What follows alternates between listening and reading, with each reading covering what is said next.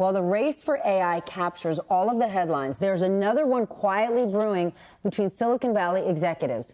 The race to create a bioengineered human being, a child. The Wall Street Journal has some extraordinary reporting out that a small company backed by none other than OpenAI chief Sam Altman has spent months pursuing a secret project for a genetically engineered baby. They're working toward creating a child born from an embryo edited to prevent a hereditary disease. Editing genes in embryos in order to create babies is banned in the United States of America, so the company, called Preventive, has been searching for places to experiment where embryo editing is allowed, including the United Arab Emirates. For more, I want to bring in one of the reporters on this extraordinary piece, Catherine Long. She's with the Wall Street Journal, and Ron and Sana back with us. Walk us through this reporting. Who's involved? What do we need to know? Sam Altman's family office and Coinbase co-founder Brian Armstrong are backing this company, Preventive, which, as you mentioned, is conducting preclinical research to attempt to create a baby from a genetically engineered embryo to prevent a hereditary disease. Behind the scenes, the company has told people that a couple had already been identified who was interested in participating in the research. Okay, you also report on a plan that is meant to, quote, shock the world into acceptance on this. What can you tell us? Brian Armstrong, the Coinbase co-founder, floated a plan to produce this baby in secret. A spokesperson for Armstrong... Okay, that's like a horror movie. I will say a spokesperson for Armstrong told us that he floated that plan only in order to point out what a bad idea it was, and he would never suggest that Preventive operate in that way. Okay, so they're saying it's to prevent hereditary diseases, but where's the line? How far before you get to make sure the legs are long, the boobs are big, the eyes are blue, and they're super smart? Well, another suite of startups that we reported on are doing something slightly different than embryo editing. It's called polygenic screening.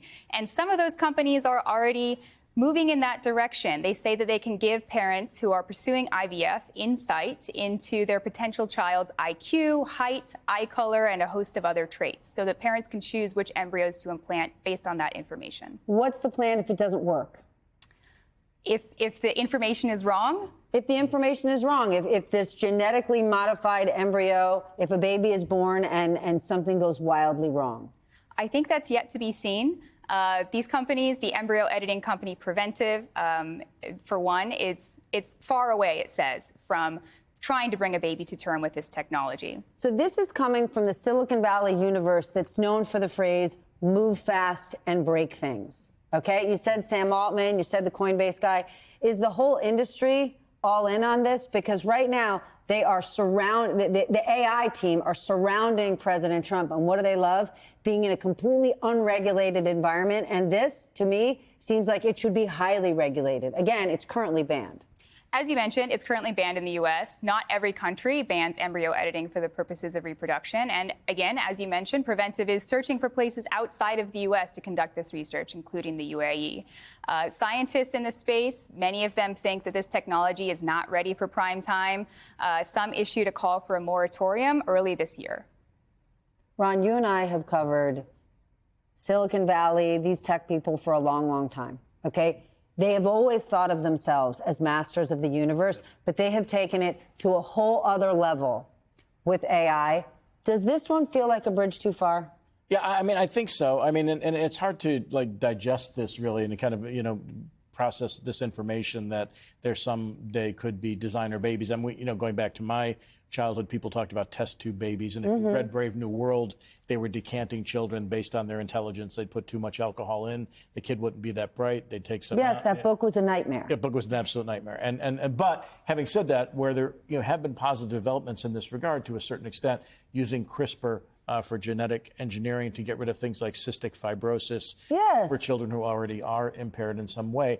But the designer element of it, the IQ, the height, the eye color, that's the type of thing that is of science fiction gone bad, the types of books that we read when we were younger that we were scared of. But from a group of people who have made it clear humanity is not a priority.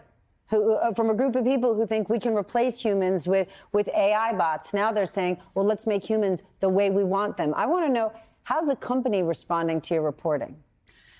The company says, again, that it's focused on preclinical research. It's focused on trying to prove the safety of embryo editing before it does anything else. It says that it is focused on transparency and that it believes that it will act with high ethical standards going forward. I don't want to blow your story up, and I want to be careful. How did they feel about this story getting written? Right? There's lots of startup companies that are reaching out to the media. They want their story told.